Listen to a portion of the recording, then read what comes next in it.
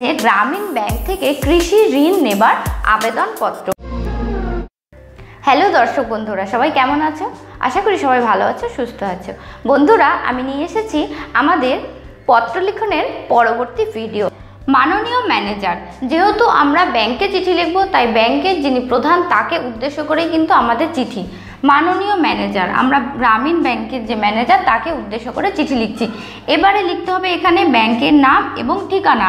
ব্যাংকের যেই ব্যাংকে আবেদনপত্র বা চিঠিটি জমা করবে সেই ব্যাংকের নাম এবং সেই ব্যাংকের ঠিকানা সেটা লিখতে হবে। প্রথমে ব্যাংকের নাম কি, আমি লিখলাম ড্যাশ ড্যাশ ব্যাংক।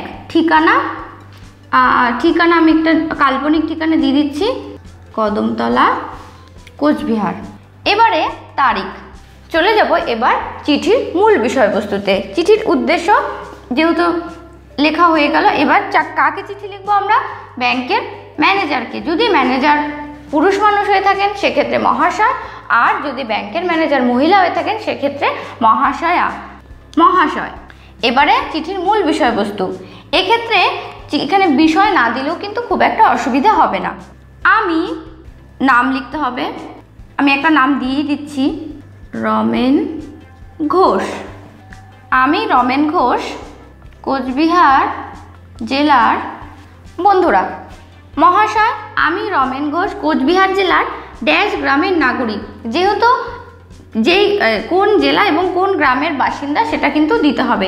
ড্যাশ গ্রামে, এখানে যেরকম আমি হয়তো দিলাম যে আমি রমেন ঘোষ, কোচবিহার জেলার গোপালগঞ্জ গ্রামের নাগরিক।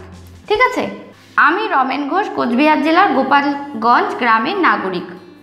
আর পরবর্তী বিষয় হচ্ছে আমার বর্তমান জমির পরিমাণ 5 বিঘা। ঠিক আছে, গত বছর বন্যার ফলে আমার ফসল নষ্ট হয়ে যাবার জন্য মূলধনের অভাবে আমি আগামী মরশুমে ফসল বুনতে পারবো না।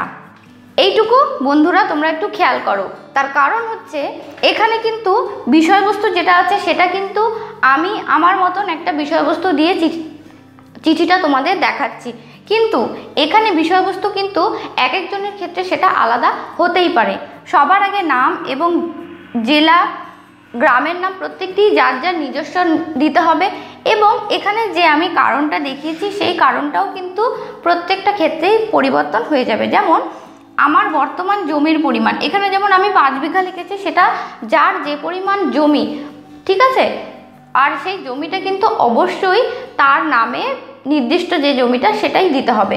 তার যতটা জমি সেই জমির পরিমাণ এবং কি কারণে তার লোন দরকার সেই কারণটা পরিষ্কার করে উল্লেখ করতে হবে। এখানে যেমন আমি লিখেছি যে 5 বিঘা জমি এবং গত বছর বন্যার ফলে তার ফসল নষ্ট হয়ে যাওয়ার জন্য তিনি কি হয়েছে, আগামী মরশুমে ফসল বুনতে পারবো না। যেহেতু মূলধনের অভাব, তাই সে আগামী মরশুমে ফসল বুনতে পারবে না।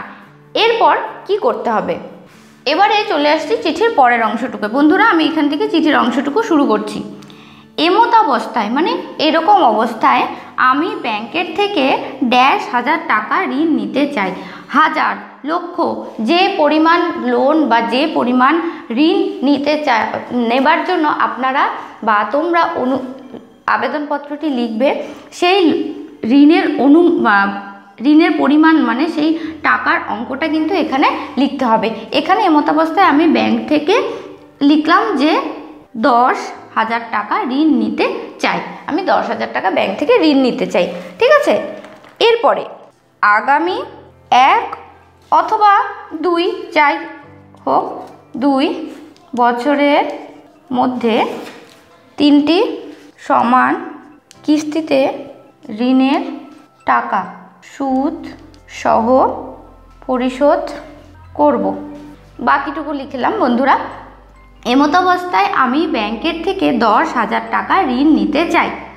আগামী 1 অথবা 2, এখানে যে সময়টা ব্যাংকের থেকে চাওয়া হবে, মানে আমি যে সময় হিসাব করে টাকাটা শোধ করব, 1 বছর অথবা 2 বছরের মধ্যে 3টি সমান কিস্তি, 3টি অথবা যতটি কিস্তিতে টাকা শোধ করার মতন সম্ভাবনা থাকবে সেটা দিতে হবে।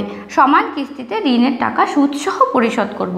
যেহেতু ব্যাংকের থেকে টাকা নিলে তার একটা সুদ হয়, সেটা লিখতে হবে যে 3টি সমান কিস্তিতে 3টি 4টি যা হয়, বা প্রত্যেক মাসে মাসে শোধ করতে পারো, সেরকমও তো কোনো স্কিম হয়তো থাকতেই পারে। সমান কিস্তিতে ঋণের টাকা সুদসহ পরিশোধ করব। বন্ধুরা, এবার চলে আসছি আমরা চিঠির শেষ অংশ, মানে শেষ প্যারাগ্রাফটির মধ্যে আমরা কি দেখিয়েছি। এবারে যা লেখার আমরা তো লিখলাম বিষয়বস্তু। এবার আশা করি যত শীঘ্র সম্ভব আপনি আমার ঋণ অনুমোদন করে বাধিত করিবেন। আশা করি যত শীঘ্র সম্ভব আপনি আমার ঋণ অনুমোদন করে বাধিত করিবেন। ধন্যবাদান্তে আবেদনকারীর স্বাক্ষর। এখানে নামটা লিখে দিতে হবে, যে আবেদনপত্রটা করছে তার সম্পূর্ণ নাম, এবং বাঁদিকে করতে হবে আবেদনকারী স্থায়ী ঠিকানা। আবেদনকারী যেখানে বসবাস করে তার যে স্থায়ী ঠিকানাটা সেটা বাঁদিকে লিখতে হবে। তাহলে এই ছিল আজকের ব্যাংকের কাছে, মানে গ্রামীণ ব্যাংকে ঋণ নেওয়ার যে একটা আবেদনপত্র তার নমুনা। বন্ধুরা, আশা করি আজকের ভিডিওটা তোমাদের ভালো লাগবে। যদি ভালো লাগে তাহলে অবশ্যই একটা লাইক করতে হবে, আর তার সাথে সাথে শেয়ার আর সাবস্ক্রাইব করতে ভুলে যাবে না। পরবর্তী ভিডিওতে নতুন কোনো ভিডিও নিয়ে নতুনভাবে চলে আসবো। সে পর্যন্ত সবাই ভালো থাকবে, সুস্থ থাকবে। ধন্যবাদ।